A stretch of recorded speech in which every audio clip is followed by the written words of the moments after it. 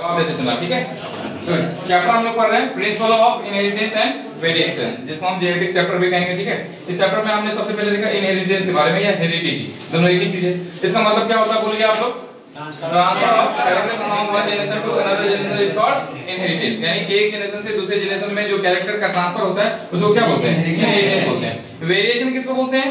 तो डिफरेंस और dissimilarities present between individuals of same species. मैंने बताया था कि जैसे मान लो हम इंसान हैं, कोई आप चाइना से है, कोई नेपाल से है, कोई इंडिया से, तीनों है तो इंसान ही, लेकिन अंतर क्या होता है? रंग रूप का होता है ना। एक ही स्पीशीज है, मतलब होमो सेपियंस स्पीशीज है, सेपियंस स्पीशीज के हैं, बट वो क्या रहा है कि दिखने में रंग रूप में क्या हो रहा है? अलग अलग है, ठीक है ना। अच्छा, जेनेटिक्स किसको बोलेंगे? यानी हेरिडिटी और वेरिएशन के बारे में आप एक साथ स्टडी कर रहे हैं तो क्या कहलाएगा? जेनेटिक्स कहलाएगा। इसके बारे में किसने बताया था? बेटसन ने कितना में बताया था? 1905 में, ठीक है। अच्छा, इसके बाद ये टॉपिक लिखा होगा कि gene and allele, gene and allele के बारे में, ठीक है ना। Gene and allele. अभी देखिए जीनी के बारे में जीन के बारे में मैंने बता दिया था कि जीन क्या होता है, ठीक है ना। अभी जैसे मैंने डीएनए का एक मतलब क्या कहते हैं स्ट्रक्चर बनाया, इसमें मैंने बताया ये पूरा डीएनए में कुछ न कुछ ऐसा कैरेक्टर होता है जो क्या करता है? ट्रांसफर होता है एक जनरेशन से दूसरे जनरेशन में, ठीक है।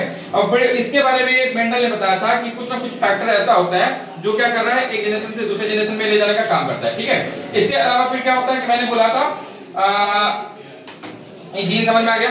अब देखिए एलील क्या होता है। अब आप बोलेंगे सर एलील क्या होता है? एलील के बारे में आपने नहीं बताया था। तो देखो ये पूरा डीएनए, ये पूरा क्या है? डीएनए। और डीएनए में क्या है कि ये देखो ये किसका है? हाइट का कैरेक्टर है, ये किसका है? कलर का कैरेक्टर।